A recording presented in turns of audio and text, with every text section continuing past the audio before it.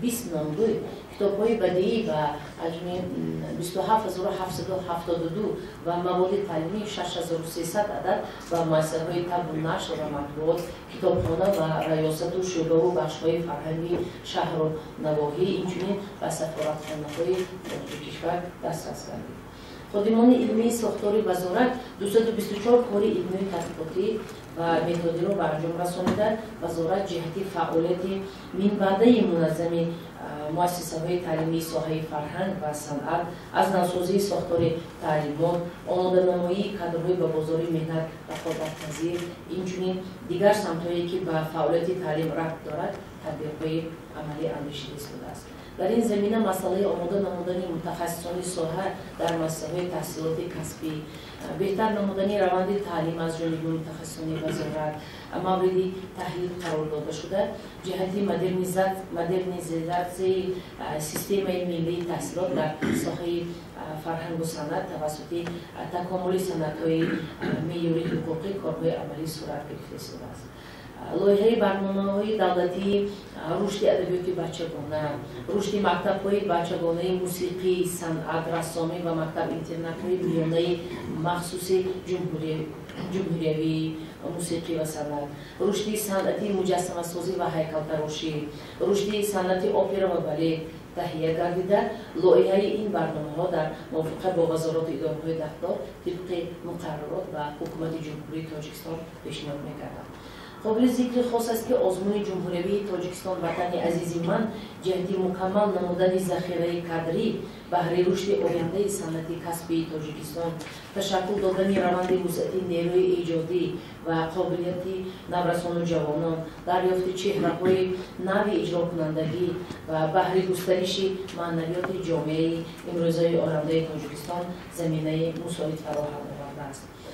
این است که وزارت فرهنگ ضمن برگزاری آزمون تاجیکستان وطن عزیز من در این مرحله جهتی دریافت استعدادها و جلب منبعه آنها به چاربینی‌های فرهنگی جمهوری و دولتی، اینچنین منبع در مؤسسه‌های عالی و میانه مخصوص ساحه فرهنگ و هنری جمهوری فرا گرفتن آنها توجه خاص دارد. محترم نمایندگان وسایل اخبار حاضرین گرامی، توجه پیوسته حکومت جمهوری تاجیکستان و رشد ساحه فرهنگی ملی، احیای میراث نادر فرهنگی، بزرگداشت ارزش‌های تاریخی باعث افتخار و سرفرازی ماست. و خصوص در پیام نوبتی پرزیدنت جمهوری تاجیکستان بار دیگر برای هرچی بیشتر رونق دادن فرهنگ ملی، گسترش همه‌جانبه فعالیت ساحه، جلوگیری از نفوذ فرهنگی بیگانه، آماده نمودن حجت‌های ضروری برای تجلیل 2550 سالگی قبول اعلامیه کوروش کبیر و امثال آن راهنمایی شد که چنین هدایت‌ها رسالت بزرگی هر یک کارمند ساحه را مقرر و مشخص می‌نماید. شرح مختصر نسبت به نقشه، نسبت به کارهایی که در سال 2024 انجام رسانده شد. در دست شما معلومات چی هست دایر و فعالیت ساحه مرحمت اگر طبقات استاد ناظم ملی بود که تقریبا یک سال پیش میشود وزارت فرهنگ وعده میکرد، اما در این رابطه یکون چاره‌بینی یا چاره‌اندیشی نمیشود. آیا طبقات استاد گذرانیده میشود اگر هست و کرد؟ در حقیقت این مسئله هست. در حقیقت ناظم میلیکوف بیمور هستند. این مسئله طبابتی کارگردان شناخته تاجیک ناظم میلیکوف تحت توجه دائمی وزارت فرهنگ قرار دارد. در این سمت ما با وزارت تندرستی و حفظ اجتماعی اهالی جمهوری تاجیکستان، سفارت جمهوری تاجیکستان در ایران، اینچنین سفارت جمهوری اسلامی ایران در تاجیکستان گفته شنود داریم. در نظر است که این کار به واسطه جراحی صورت میگیرد. در نظر است که جراحی ناظم میلیکوف از جانب طبیبان ایرانی ممکن در تاجیکستان صورت گیرد. من خودی با ناظم میلیکوف هم صحبت شده بودیم، این مسئله بررسی کرده بودیم، هم با خیلی گفتم سفیر تاجیکستان در جمهوری اسلامی ایران و سفیر جمهوری اسلامی ایران در تاجیکستان هم این مسئله برداشته شد.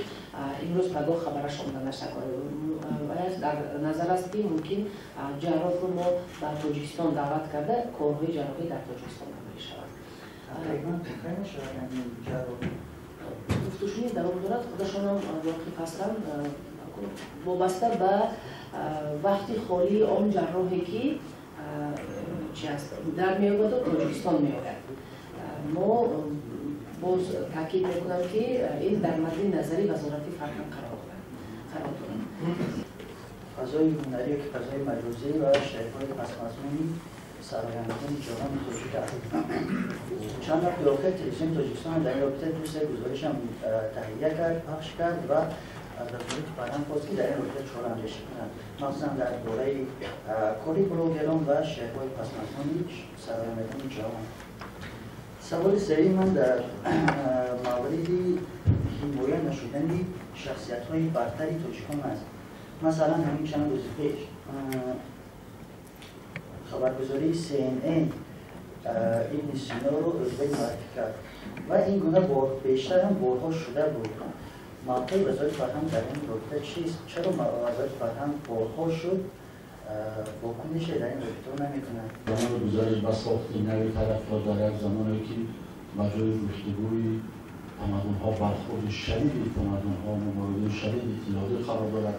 یک سری حمایت منفعت‌های ملی و ارزش‌های فرهنگی وظیفه مقدسی اهل جامعه است. تمام فرق‌های جامعه باید برای حمایت آماده باشند، زیرا تاریخ بارها اثبات کرده است که در زمان‌های گذشته، عصرهای گذشته نیز این برخوردها وجود داشتند. این یعنی جامعه به این برخوردها ناگزیر است.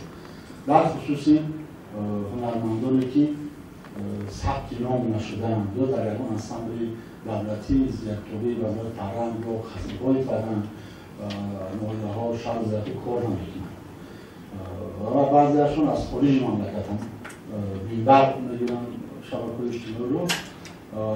این اساسیت بلوگرود اگر خطا نکنم در نزد کمیته جوانان تشکیل شده است. چندین بار سمینار مشورت هم گذراندند.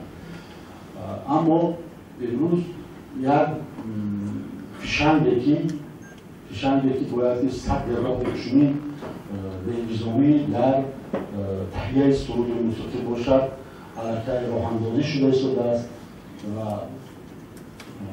ما به طرف نبودیم هیچگاه و اهل فرهنگ نیست در مبارزه با چنین به نظامی در خواندن و آماده کردن سرودها همبستگی در شکل همبستگی کار میبرند. جواب‌های مشخص هم و اون افرادی که به چنین کارها دست میزنند، یعنی این کار دست جمعانه همه قشرهای جامعه است، نه تنها یک وزارت فرهنگ. یعنی ما فرهنگ ملی خود را وظیفه‌دار هستیم که چی حمایت کنیم و در همکاری با دیگر مقامات دفتریار وزارت فرهنگ با تشکیلات‌های ایجادی علیه این مسئله را راه‌اندازی کردن که چند مثال در شبکه اجتماعی پیدا شد، شما دیدید و این کار منتظم جریان می‌گیرد. راه‌های دیگری پیشگیری کردن چنین به نظامی را راهبریت وزارت فرهنگ با همکاری تشکیلات‌های داخلی علیه برای مونده است. این یک مشکلی است که زرداشت اون که رسانه‌های اجتماعی تمایلی نه محسوب می‌یابند. تقریبا در اکثر کشورها این معاینه می‌شود. مشکلاتی به تنظیم در آوردن فعالیت بلاگران با نظرداشت اون که رسانه‌های اجتماعی از جمله بلاگینگ‌ها و نظرداشت رشد پلتفرم‌های اینترنتی یک تمایلی محسوب می‌شوند. تقریبا در اکثر کشورهای جهان به نظر می‌رسد. این مسئله البته در مورد نظارت وزارت فرهنگ تاجیکستان جمهوری تاجیکستان قرار دارد. ما به خاطر تنظیم در آوردن فعالیت بلاگران تصمیم گرفتیم که در دو سمت فعالیت خود را براکنیم. یکم این نخست در بخش قانونگذاری فعلا برای وارد نمودن بعضی طرح‌های الهه‌ها و قانون جمهوری تاجیکستان درباره مطبوعات دولتی و دیگر وسایل اخبار عامه و متناسب و دیگر قانون‌های جمهوری تاجیکستان که به اطلاعات علاقه‌مندی دارند از جانبی متخصصان بعضی پیشنهادها آماده شده است بدارم. در این سمت تحلیل قانونها و سندهای ملی جهتی معین نمودن مسئولیت حقوقی بلوگران، ترتیب ثبت نام و اجازتنامه‌دهی بلوگران و خاطر تنظیم فعالیت آنها، مانیتورینگ و سنجشی محتوای برنامه‌ها، متن‌ها در رسانه‌های اینترنتی، معین نمودن چهارچوبه معیارهای اخلاقی و کسبی بلوگران، بلند برداشتن سطح دانش و رعایت معیارهای زبانی ادبی برای بلوگران حاضر همین چیزها در نظر است.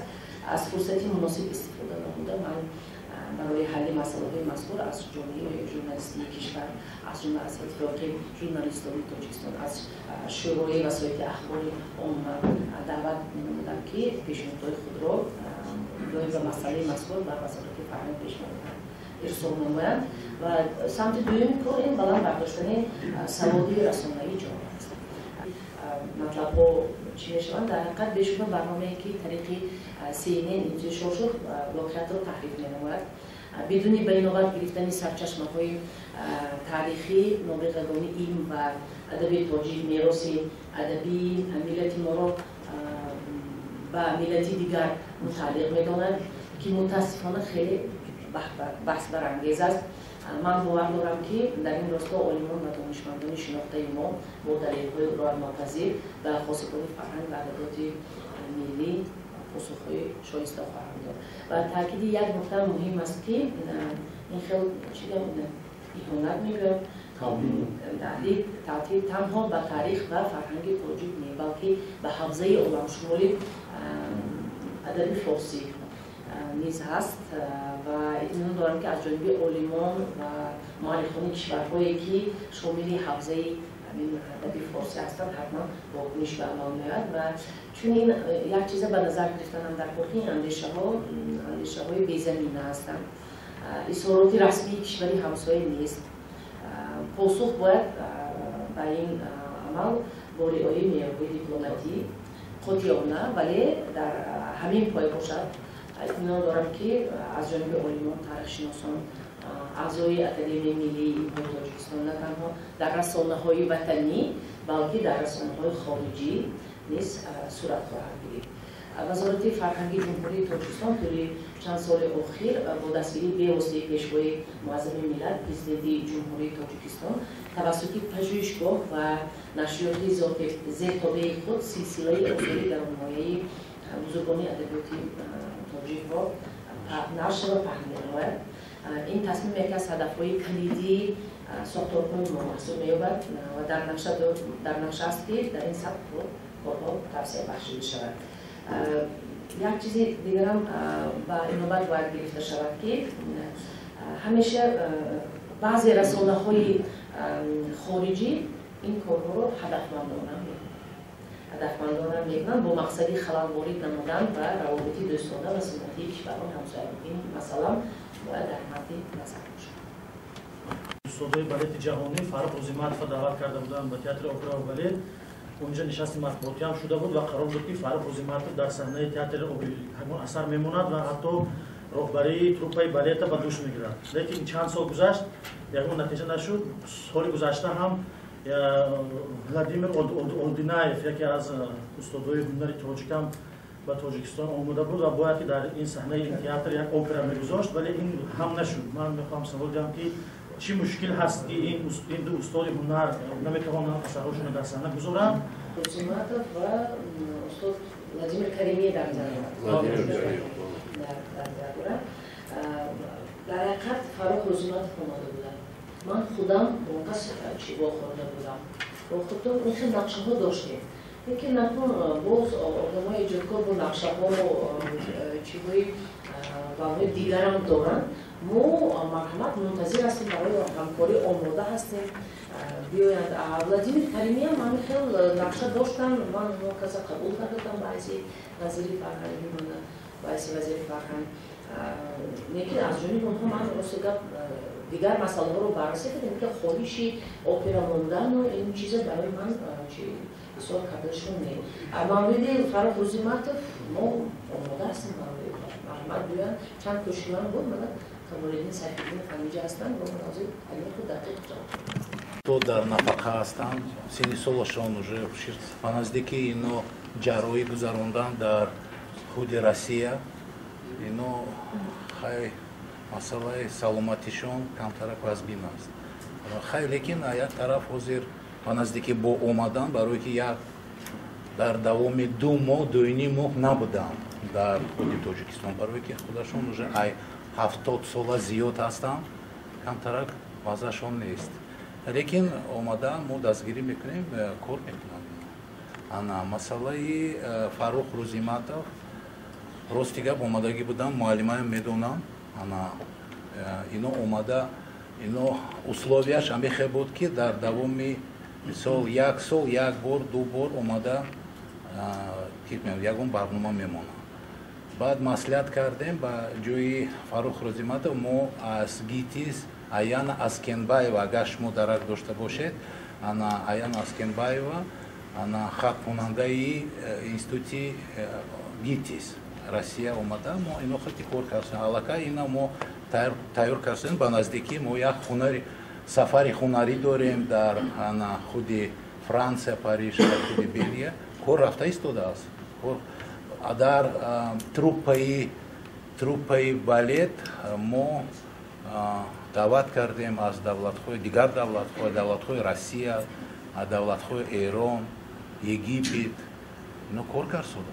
васои ҷойгоҳӣ як журналисти тоҷикхабар Салимҷон Иномзода ҷараён дорад ки асосан барои бознашри суруди Самарқанду Бухорои устод Азадшоҳ Шодиев гунаҳдор мешавад ва ӯро ба ҷузъиёти зиёд маълум нест, вале гуфта мешавад ки барои бознашри нашри андешаҳои миллигаҳои иншо кунашуда.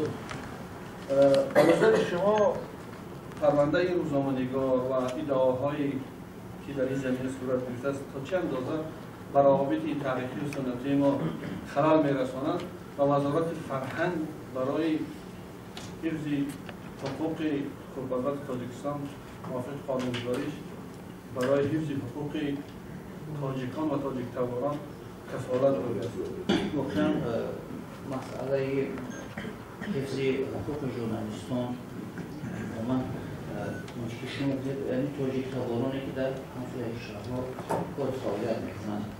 در حقیقت این مسئله که شما بود یک مسئله بحث برانگیز بود که تقریبا حدود 1 سال میشد فکرم که برداشته شدگی بود و همون سرودی که استاد افضلشاه شاهدی خواندگی بودن در مسئله سمرقند و بخارا. این سرودی نو نبود، سرودی بود که از زمانهای پیش سروده شده بود و این ژورنالیستی ازبکستانی که هم ملت ما هست این سرود را گذاشته بودن و موردی بازجویی یا که بازداشت و بازجویی قرار گرفتگی بودن. البته این کاری تاثیر این مثلا سرود در کشور همسایه تو چه اندازه مثلا برهم زدن یا که مثلا آرام کردن خود جامعه چی دارد ما از اینجا هیچ گفته نمیتونیم، چون که کار تفتیشات است اونا خودشون این را معین میکنن که مثلا شاید چیزی بود است که در اون جامعه ناآرامی به وجود داشته که سبب سرزنی اون اختلاف‌های داخلی شده است که مقامات تفتیشاتی جمهوری همسایه این را هم برای یک پرونده باز کرده است. بنابراین ما فقط با راه دیپلماتی میتونیم این مسئله ها رو مثلا بررسی کنیم و حالا کاری که معلمان محترم گفتن بعد ما پرکورایی میشد که به خاطر خلال‌دار کردن مناسبت‌های بین جمهوری‌های ما و همسایه که امروز بسیار در شکل بسیار خوب ادامه دارن و ما خودمون شاهد هستیم که سال‌های اخیر شام‌های دوستی آمد و رفت مثلا از بین برداشتن نمیده اینو زیاد شده شد. کسانی هم هستند که میخوان این مناسبت رو بیان کنند. بنابراین این باید در سطح مثلا مناسبت دو جمهوری دیده نشد بلکه در یک چیز شخصی که خیلی آدم‌ها مثلا در اون داخل هستن دیده شد. قبل از این بود وقت از اون که وقتا واقعا با تاجیک‌ها کم کم بخیلی میکردن و مکتب‌ها میبستن و راه‌های بین ما بسته بود. بعد این چیزا این گذشت این چیزا دیگر دوستی شد. ما گفتیم چیزا دیگه در کارم نیست، این سرودی من در کارم همین گرفته بعضی همون رسانه‌ها به میمونن چیزی قدیمی کرونه مونده اصلا دوستی دو دولتی بسیار با هم امروز دوسته خلالدار میسازن. من بارها گفته بودم که همین از همون رسانه‌ها گیرن از اینترنت گیرن همین در کار نیست همین چیز. این چیز وقتش بود گذشت تمام 20 سال پیش 23 سال پیش من خوندم. دویمش اینکه کسرای فرهنگ آبادی ها امروز چقدر پیشوای معظم ملت برای ما غمخواری میکنن. من دیروز در آخرون برنامه شما گفتم که مکتب‌های موسیقی ساخته شود در همه شهر نویا. صنعت یگان وقتی روش نکرده بود چنانچه امروز فرهنگ ما پیشرفت با سروری پیشوای معظم ملت و در دوستی دو دولت من باور دارم که این باز آینده روابط میشن رفتومت بهتر میشد و همون بچه‌ای که بلاگری که نوشته بود در دوره مثل من پخش کرده بود با خواهشی پرکار بیرونی تاجیکستان با پرکار ازبکستان و بچه کورا جدا شده و آزاد کردن جواب دادن اون پرابلم نیست. محترم نمایندگان وسایل اخبار عموم، من پیش از من شما ایساری تشکر میگم برای شما، برای همکاری، برای توجهتون به مسائل های ساحه فرهنگ. ایساری سپاس بیان میکنم. امیدوارم که این بعدم همکاری رو برای میمونیم. من برای همکاری همه شما رو دعوت میکنم و ایدونم که دارم که این بعدم با